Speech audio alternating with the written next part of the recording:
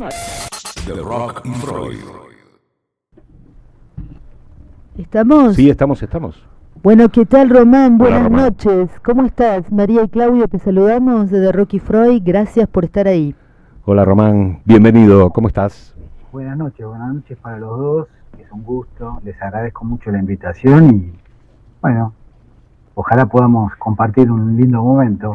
Al contrario, gracias a vos. Es un lujazo tenerte, más en este contexto donde estamos todos medio mundializados. Nos interesaba conversar con vos en particular sobre algunas aristas vinculadas al mundial en particular y al fútbol, y si querés al deporte en general.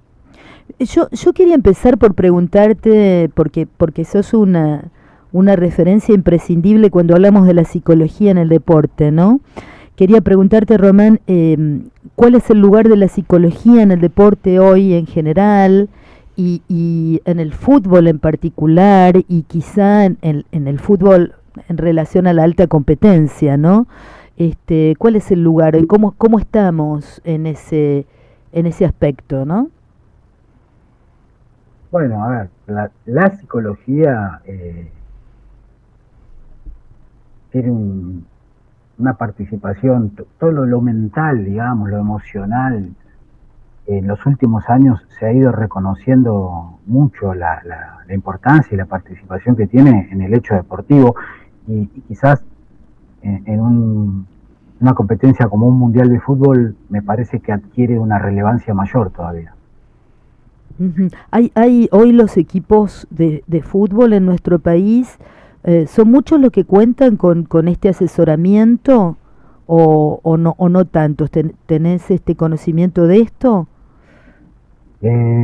Bueno, hay muchos. Por ejemplo, todo depende de las divisiones y las categorías. En divisiones inferiores y formativas hay muchos más.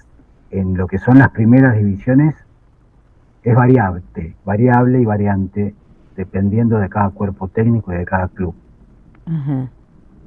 Pues es que yo vi hace poquito un video, creo que habías puesto en Instagram, o un reel sobre el que lo desarrollaba era César Luis Menotti y planteaba, y por eso te quería extender esta pregunta a vos, planteaba lo que era puntualmente en fútbol jugar bien. ¿Qué sería jugar bien? Es interesante, la pregunta es amplia. Yo pienso que jugar bien primero es entender el juego.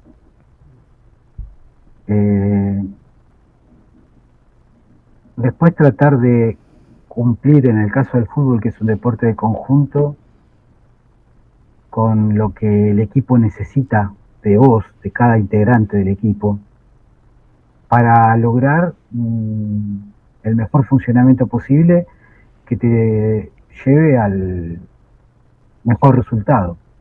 Uh-huh. Ahora, desde el punto de vista como profe de educación física, yo te diría que jugar bien es disfrutar. Ajá. Ajá. Qué bueno, qué bueno.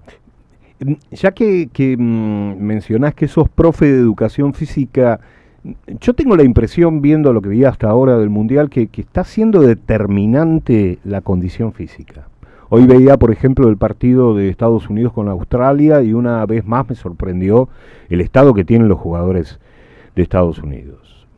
La condición física, ¿no? Ahora, ¿qué papel juega vinculada a la condición física la anticipación mental? Está bien, importante. Yo lo que te voy a decir es algo interesante, que justo hablaban de Menotti. Maradona mismo decía, lo dijo muchas veces el profe Signorini, cuando le hacía hincapié en el trabajo físico, cuenta una anécdota el profe Signorini que lo hace hacer a Maradona cuando estaba en Barcelona, el test de Cooper, y Maradona hace el test de Cooper, que es correr 12 minutos alrededor de la pista tratando de hacer la mayor cantidad de metros posible, y cuando termina, ponele que había hecho, no sé, como si yo te dijera 2.700 metros. Entonces Maradona le pregunta, al profe Signorini, ¿y cuánto tendría que hacer un futbolista de élite? Y le dice, mínimo 3.200. Maradona le pregunta al profe. Y entonces le dice, ¿y vos cuánto haces, profe? No, yo hago 3.000, le dijo. ¿No? Y Maradona había hecho 2.700, ponele. Entonces Maradona le dijo, bueno, hagamos una cosa, profe, entonces el domingo entra vos a jugar a la cancha. Claro. A ver, no sé si contesté con la pregunta, pero te quiero decir, esto era antes la idea de que el jugador no necesitaba la parte física. No sé, uno lo veía por ahí a Riquelme. Claro. Claro. Y se decía, no sé, que no le daba mucha bola a la parte física porque él confiaba mucho en su capacidad futbolística. Hoy no es así. Si no, tampoco Messi hubiese llegado a lo que llega y es. Hoy la parte física tiene una preponderancia importante, pero no la física, porque estamos hablando de lo mental. La mental también. Claro. La táctica también, porque cada vez estudian más los otros equipos, los movimientos, o sea, todo se va perfeccionando y todo se va llevando a una dimensión que si vos querés estar ahí y ser competitivo, todo es importante. No podés descuidar ni un detalle. En este sentido, Román, también la percepción hay que como que educar, ¿no? El trabajo sobre la percepción me parece a mí clave. Totalmente. Vos hablaste de Riquelme, ese tipo de jugador que los hay, que son como visión 360, ¿no? Eso, claro. Eso se entrena y se educa, ¿verdad?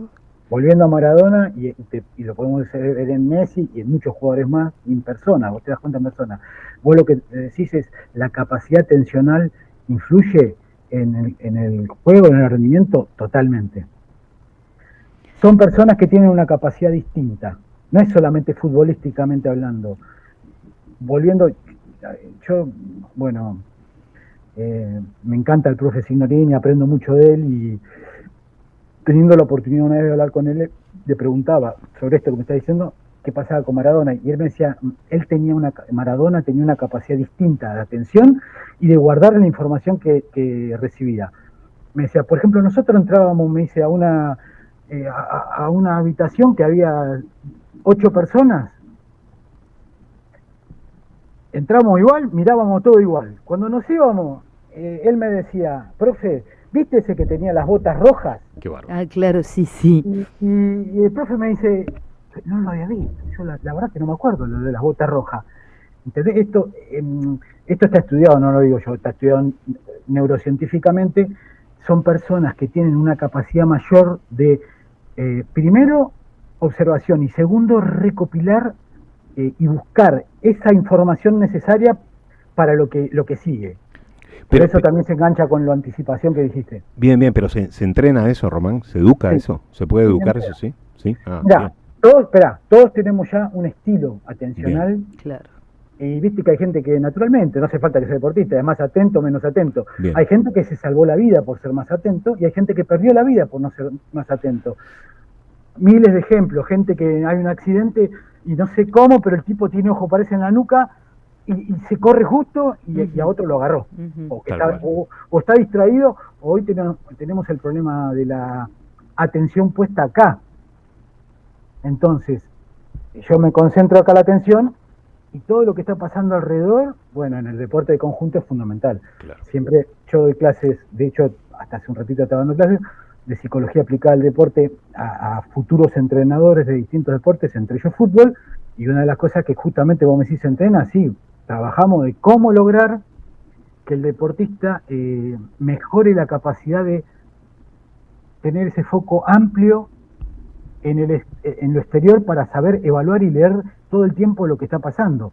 Después tiene que pasar un foco estrecho en el momento que por ahí actúa o que piensa, pero la mayor parte del tiempo lo tenés que tener en recopilar toda esa información. Lo que pasa es que hay tanta información, claro, que justamente la diferencia la hacen esos que en el tiempo justo captan justo lo que tienen que captar, lo toman, lo usan y lo aplican. Esa es la diferencia por ahí entre Maradona y Messi y varios cracks más con los jugadores que se le escapa información y como dijiste vos, esa información que se le escapó es una anticipación menos que hicieron. Claro. Vos sabés que yo cuando te preguntaba lo de jugar bien, que por supuesto coincido con vos que jugar bien es disfrutar, pero desde el punto de vista técnico, yo en ese reel, en ese video, escuchaba justamente decir a Menotti esto de que un jugador puede ser un gran gambeteador, pero si luego no tiene las herramientas perceptuales y esta visión 360 como para saber qué hacer luego de haber gambeteado, dónde descargar esa pelota, cuál es el espacio al que tiene que ir la pelota o al que tiene que ponerse él luego de descargar, él definía como que ese era el movimiento de un buen jugador, ¿no? Aquel que no solo era un gambeteador, sino que tenía la habilidad perceptual como para saber qué hacer luego de gambetear y luego dónde ir a buscar, ¿no? Cómo ubicarse en el espacio de la cancha. Así que en relación a esto que veníamos hablando de lo perceptivo, y me resultó muy interesante y muy impresionante, ¿no? Esa definición, porque inclusive él decía, bueno, Orteguita era un gran gambeteador, pero no necesariamente tomaba las mejores decisiones, ¿no? Bueno, puede ser opinable esto, pero me pareció bueno como concepto esto de tomar una buena decisión conforme a un cierto entrenamiento atencional y perceptual. Porque jugar bien, si vamos al tema que están trayendo de la atención, concentración, sería basar de focos atencionales externos e internos justo en el momento indicado y necesario. Claro, bueno. Entonces, el que juega bien, ¿qué sería? El que evalúa bien la situación, el que busca en su bagaje de conocimiento todo lo que sabe, el que elige y el que ejecuta la jugada correcta. Eso sería jugar bien. Ahora, hay pocos que hacen todo eso bien. Claro. Hay algunos que leen bien el juego, otros que ejecutan bien pero leen mal, otros que deciden rápido pero a veces se equivocan. O sea, el que hace todo eso bien, bueno, claro. Uh-huh. Es un distinto, son los distintos, los famosos distintos.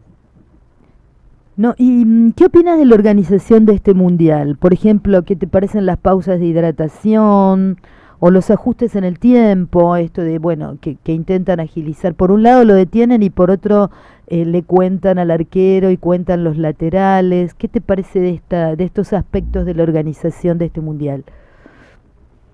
En el deporte se vienen haciendo muchos cambios. Hace mucho se han hasta cambiado lógicas del deporte por hacerlos más rápidos, más veloces, pero esto de que decir de las pausas, por ahí no me gusta hablar de lo que no sé, y por ahí habría que estudiar bien la parte nutricional y los efectos reales que tiene la hidratación a mitad de cada tiempo.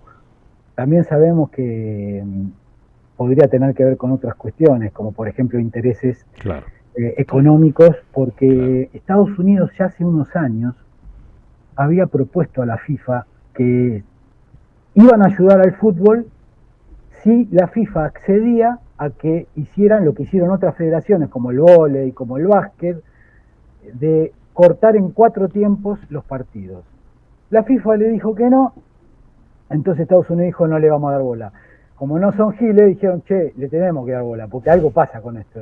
Entonces, mirá cómo son los tipos, viste, así, ¿qué hicieron? Dijeron, no vamos a poder hacer los 4 tiempos, le metemos una pausa, lo disfrazamos con una pausa, porque es ilógico, no sé si es ilógico, te repito, habría que ver los fundamentos científicos que tiene, así todo podría ser discutible, porque el fútbol hace 100 y pico de años que está, nunca se hicieron 4 tiempos y jugaron siempre bien, o sea, claro. Pero acá hay un tema posiblemente político, económico, cultural que quieren ellos imponer, como suelen hacer los muchachos de arriba, que imponen las cosas, no es que proponen. Y bueno, y a mí no me gusta. A mí me gusta mucho el fútbol y el futsal, ¿no? Y no sé si ustedes saben, pero en el futsal se juega muy intenso, la cancha es más chiquita, son menos jugadores, y los técnicos tienen la posibilidad de pedir 1 minuto por tiempo, 1 minuto, como hay otros deportes, como también pasa en el handball, ¿no? Vos en ese minuto podés reunir a los jugadores y darle algún tipo de indicación para que modifiquen algo. 1 minuto, 3 minutos, es un montón. Claro. Yo que sé, siento que como profe también pienso, no se van a enfriar en 3 minutos, pero esto que estamos hablando, ¿cuántos se van? Hubo un partido hace poco, no me acuerdo cuál fue, justo lo vi, no sé si fue Marruecos o Brasil, no me acuerdo, que cambió el partido después de esa pausa. Claro. O sea, había un equipo que venía Ponele, Totalmente. con una intensidad y con una actitud, y esa pausa logró que el otro afloje, cambie. Digo, hasta tendríamos que evaluar, che, ¿no hay una cuestión de ventaja deportiva Sí. o de desventaja deportiva? Ujú. Sí, sí, sí, absolutamente. Tal cual.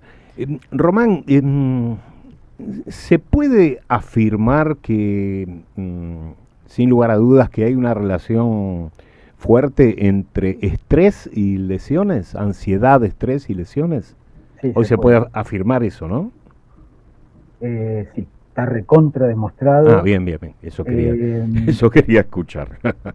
Está y te voy recontra a- demostrado, ¿no? Sí, te voy a dar un ejemplo. En la práctica lo podemos ver, todos lo ven. El tema es, a nivel científico, hay que hacer estudios que lo confirmen, ¿no? Sí, sí. Pero en la práctica por ejemplo, equipo de cualquier deporte, pero de fútbol un poco más por la presión que viven, ¿no? Que está peleando el descenso. Sí.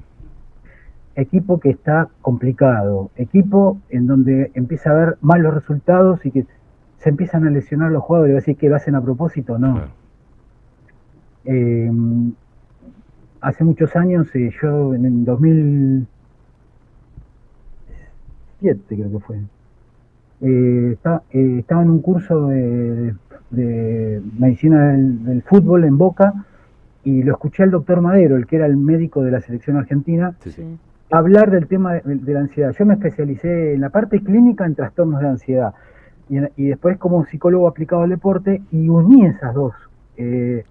Como mi supra especialización sería ansiedad en el deporte. Ah, ajá. Entonces, eso que vos dijiste lo quise hacer de una manera no muy científica, pero desarrollé una escala de ansiedad que mide el nivel de ansiedad de los futbolistas profesionales y lo comparé con las lesiones que tuvieron. El estudio carece de rigor científico, pero en lo práctico creo que es útil. O sea, Comprendo. en ese congreso, yo lo presenté en el 2007 o en el 2000, ahora no me acuerdo qué año fue, hice todo un laburo para ver qué pasaba con los jugadores que tenían un nivel, por ejemplo, bajo, medio, medio alto o alto de ansiedad en relación a las lesiones. Y lo que dio es que los que tenían nivel medio alto o muy bajo eran los que más se lesionaban o los que más tardaban en recuperarse de las lesiones, o tenían lesiones más graves. Qué interesante. Decís que no, que por ahí no tenía rigor científico, pero Bueno. podría cobrar perfectamente Claro. estatus de ley, eso que decís, ¿no? Ujú. No, pero te digo porque no tenía rigor científico y yo lo entendía. Porque, por ejemplo, el médico en ese momento de Boca era el doctor Gallo. Y entonces yo le comento, hablamos del tema y él me dice, mirá, pero esto no está bien, me dice. Y me lo explica y lo entendí. Ujú. Porque me dice, yo le pregunto, por ejemplo, a un jugador, ¿cómo andás de la rodilla? Y el jugador me dice, ¿qué rodilla? La que hace 3 meses tuviste tal problema. ¿Me explico? O sea, Sí, sí. Claro. hay una tendencia del ser humano a olvidar o a Claro. negar aquellas situaciones por ahí media traumáticas. Entonces, Claro. como yo que les pedía a los jugadores era que me anoten Claro. las lesiones que tuvieron, tranquilamente algunos podrían no haberlo anotado. Claro. Lo tomé en varios equipos de primera división este test y ese trabajo, 5 o 6, y en uno solo podríamos decir que podría tener más rigor científico, que fue en esa época en Tigre, estaba el doctor Staunasi. Entonces, ¿qué hizo? El doctor le interesó el trabajo y primero les tomé a cada jugador el test, lo completaron todo. Y después me senté con el doctor y con la historia clínica de cada jugador, uno por uno, a cotejar si lo que habían puesto era completo en la historia clínica. ¿Entendés? Entonces ahí sí podría tener más rigor, porque decir, bueno, efectivamente podemos decir que esto que expresa el jugador coincide con tales historias de lesiones. Ahora, no lo pude hacer con todo, porque no todos los médicos Claro. se abrieron a darme toda esa información. Comprendo. Y respecto a lo social, ¿no? ¿Qué papel desempeña el liderazgo en un equipo, por ejemplo, en un equipo de fútbol? Y si es lo mismo que sea el técnico que sea un jugador de campo, ¿qué nos podés decir de esto? Hermoso el tema, me encanta. No sé si vieron, si no lo vieron, no hago chivo de nada, pero el método Scaloni, que creo que lo están pasando por Flow, es espectacular. Vi No, que no están la- pasándolo vi- por Flow, pero no, vi que, no vi lo que vi, lo están vamos a pasando, ver. pero no lo vimos. Esa pregunta que me hiciste, todas las respuestas están ahí. Ajá. Además, yo es un tema que a mí personalmente me gusta mucho y lo vengo trabajando hace muchos años. Y no podemos reducir a que algo es más importante que todo el resto. No, todo es importante. En un equipo de fútbol, en cualquier equipo, de cualquier actividad, el todo siempre es más importante que algo en especial. Ahora, obviamente que hay roles que son preponderantes y determinantes. El del líder, el del técnico, que tendría para mi gusto, que es el líder natural del equipo, es fundamental. Y de alguna manera este documental muestra justamente, ¿no? Las ideas, los pensamientos, los valores, las acciones que de alguna manera transmitió Scaloni al equipo, y cómo el equipo se fue conformando a partir de, bueno, esas ideas de él, esa experiencia que él tuvo en el fútbol, lo que estudió, lo que se fue de alguna manera preparando. Y si nos lo ponemos a pensar, la verdad que es un caso creo que único en el mundo, porque un técnico que nunca había trabajado de técnico agarra un equipo como la selección argentina, que era dificilísimo porque está lleno de egos, entre comillas, y lo va moldeando y lo va armando y lo va diseñando y va influyendo y termina siendo campeón del mundo. Una cosa increíble. Con ¿Cómo toda lo la hace? resistencia, ¿Cómo lo hace, ¿no? Román? Con toda ¿Cómo? la resistencia que Sí, tuvo, sí, ¿no? pero Al principio. con toda la resistencia que tuvo, de ¿no? crítica. Total. ¿Y cómo lo furiosa. hace? ¿Cuál es la clave ahí, si se puede resumir en este Para espacio, mí, en unos para mí, minutos? Sí. Para mí la clave pudo haber tenido que ver con,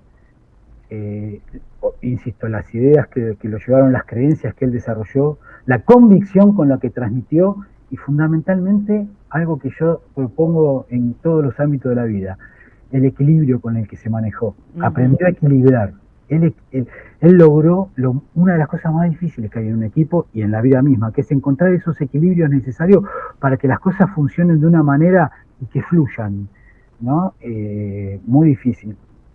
Posiblemente dejando, bueno, él lo cuenta, igual ya lo había escuchado, que él cuenta que en el método que en el documental, que después del Mundial tuvo bastantes problemas. Él en un momento pidió que iba a dejar de ser técnico, yo qué sé, pero tuvo hasta problemas de salud. ¿De salud? Sí. Sí, eso lo escuché también. Y bueno, está muy relacionado con el exceso de los que estamos. Yo ahora no estoy tanto, pero estuve mucho tiempo metido mucho en el fútbol y a veces, te digo, igual que el deporte, otros deportes también de alto rendimiento, están más cerca de lo patológico que de lo saludable.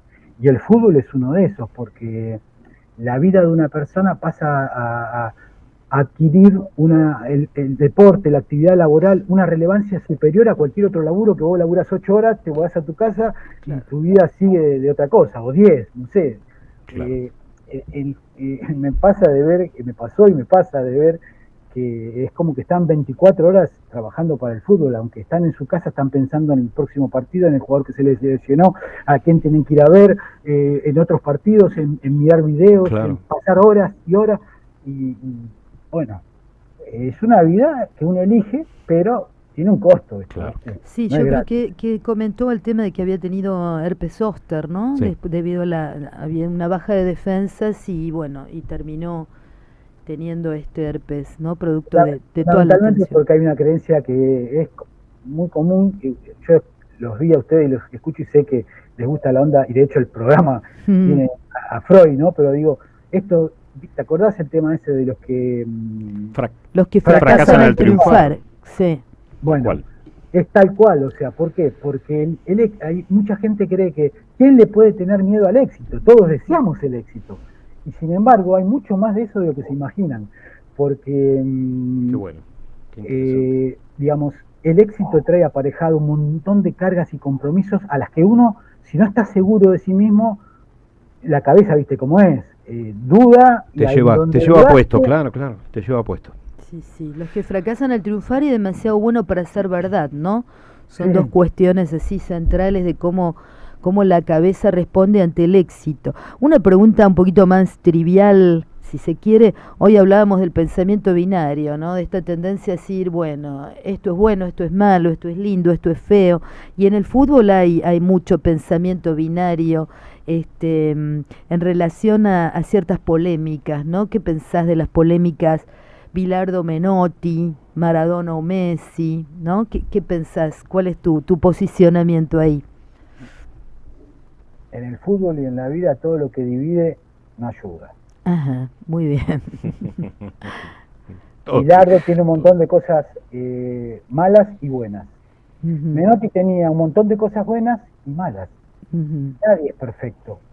Ninguno, en algo o en una persona no se puede encontrar todo lo maravilloso entonces uno de los trabajos nuestros como psicólogos en la vida y en el deporte es ayudar al otro a aceptarse, a respetarse, a valorarse correctamente, ni más ni menos.